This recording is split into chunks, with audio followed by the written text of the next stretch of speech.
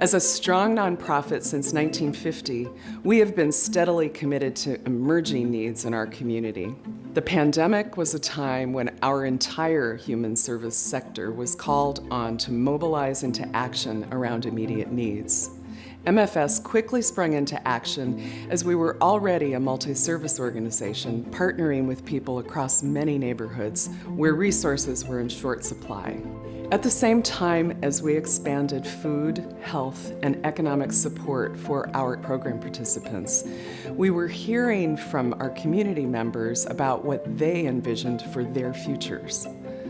Access to affordable housing, safe neighborhoods, livable wages, childcare, and culturally specific health and mental health care are some of the critical priorities that rose to the top. Our mission at MFS to help people move past the limitations of poverty, inequity, and social isolation is truly a combination of direct service work to meet the day-to-day needs and persistent advocacy on a systems level to create equitable systems that are healthy, livable, and prosperous for everyone. So how can we collectively reach for what is truly needed today and into the future?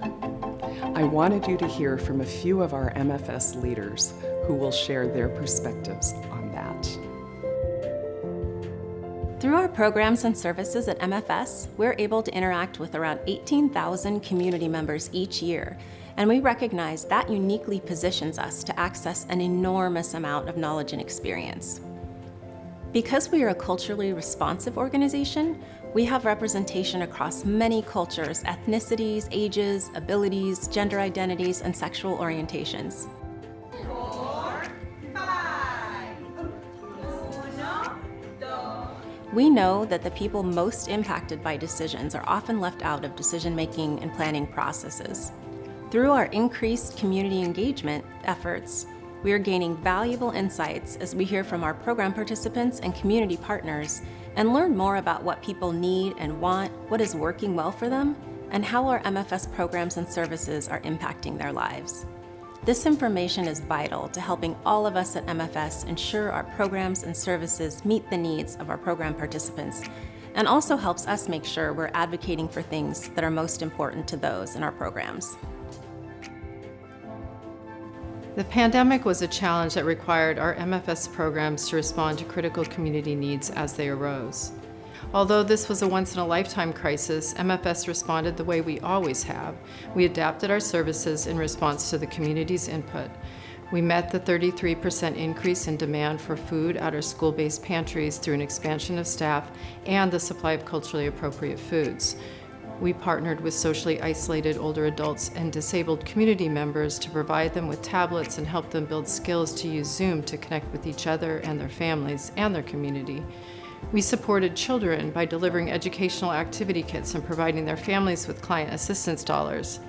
Now, as the pandemic effects wane, we've committed to new multi-year cross-program work to help our community be resilient in the face of climate change, another existential emergency that requires a complex multi-sector response.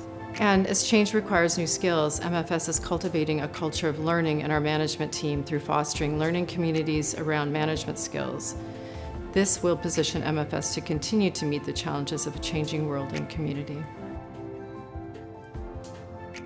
Among all the things I'm grateful for about MFS and our services is that I get the opportunity to help us think through our strategy and where we want to be in the next 3 to 5 years. As we all emerge from the full grip of the pandemic, we've been taking time to consider and think about how MFS can build on our history and be more responsive to what the community and our partners might need from us. One idea that we've learned about from others in the field, our staff and the community, is this idea of liberation. And liberation is the process of becoming free from the illusions, distortions, and limitations of dominant culture or ways of knowing and doing.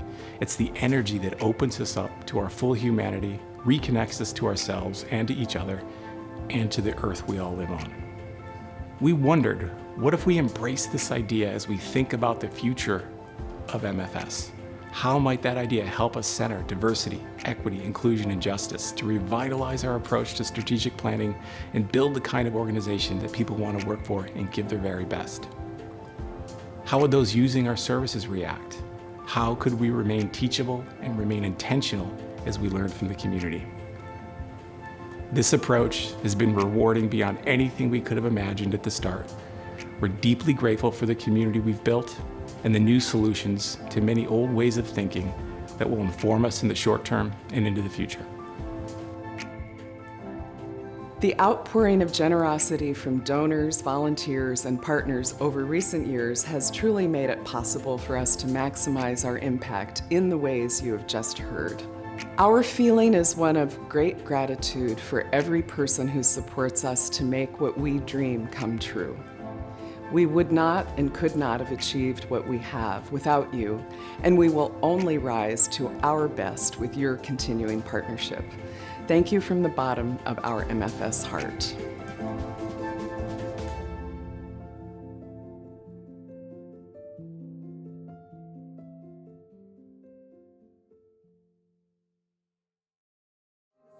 It goes,